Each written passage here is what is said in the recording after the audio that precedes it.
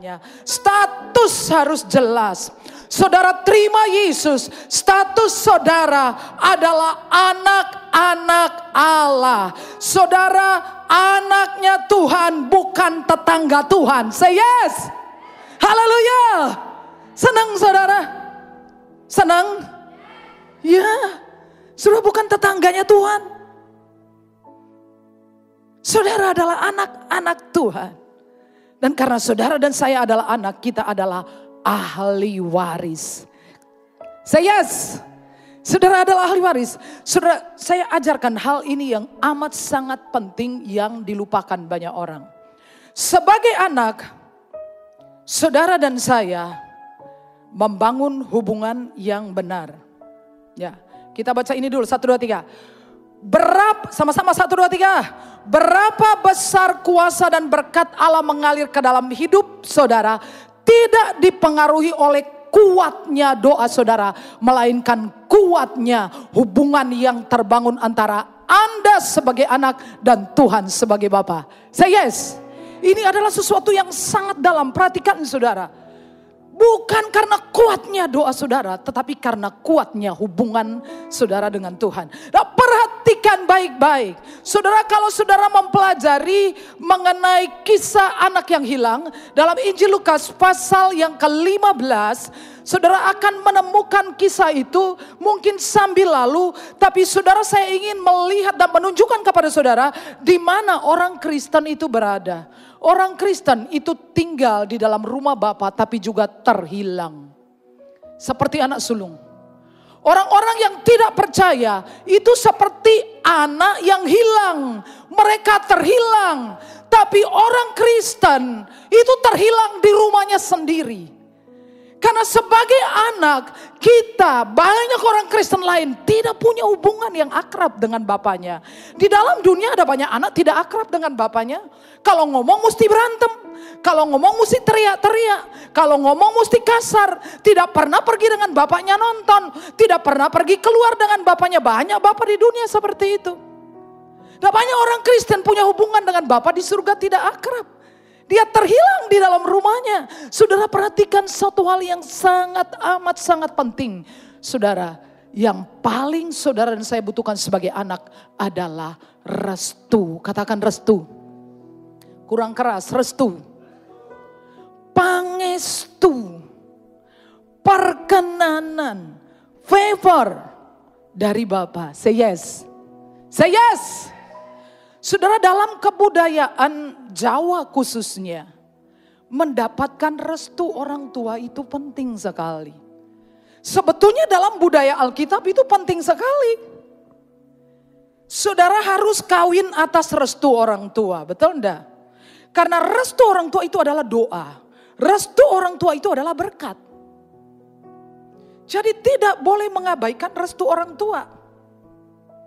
Ada banyak kesaksian orang tua itu mempunyai senjata di mulutnya. Kalau dia mengucapkan berkat, anaknya diberkati.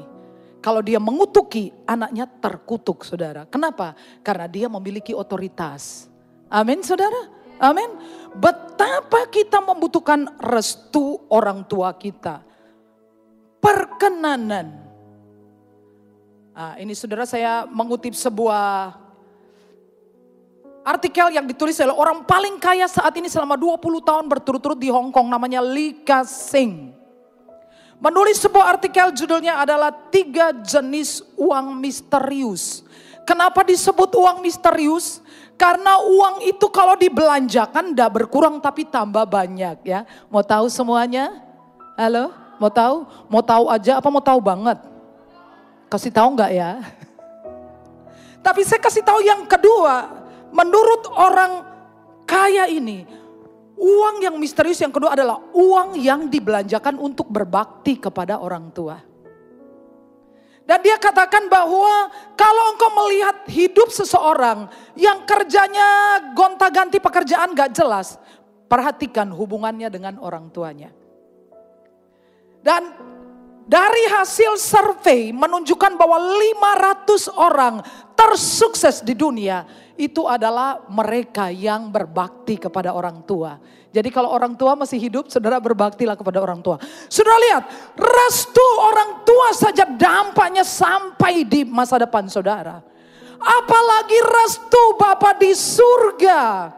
Saudara dan saya membutuhkan restu dari Bapa segala makhluk, Bapa segala terang. Saya beritahu saudara, jangan sampai saudara terhilang di dalam rumah Bapa. Saudara anak Tuhan, tapi seperti anak sulung, gak ada hubungannya.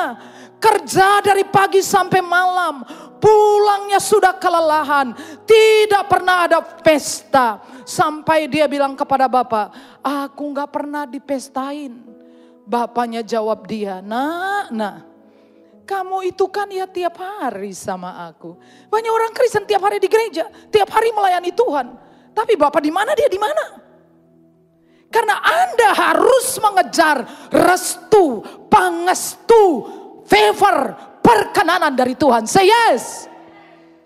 Setiap hari saudara harus mulai hidup saudara dengan mencari perkenanan Bapa.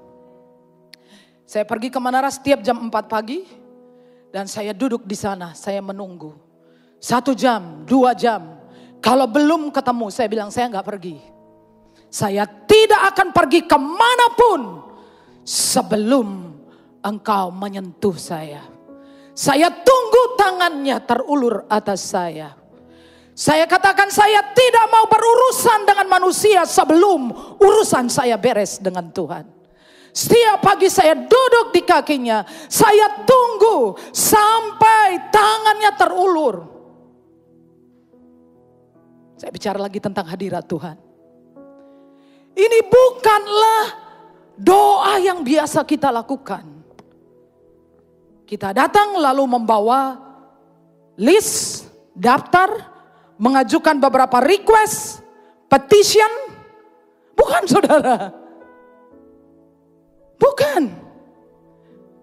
Ini tentang waktu saudara menunggu di kakinya. Saudara harus belajar rahasia ini bahwa hadirat Tuhan itu adalah real. Say yes. Katakan real. Seperti nafas, seperti angin, seperti udara. Hadirat Tuhan itu real. Tunggulah sampai hadiratnya turun menjamah saudara. Jangan pergi, jangan terburu-buru, jangan kejar yang lain.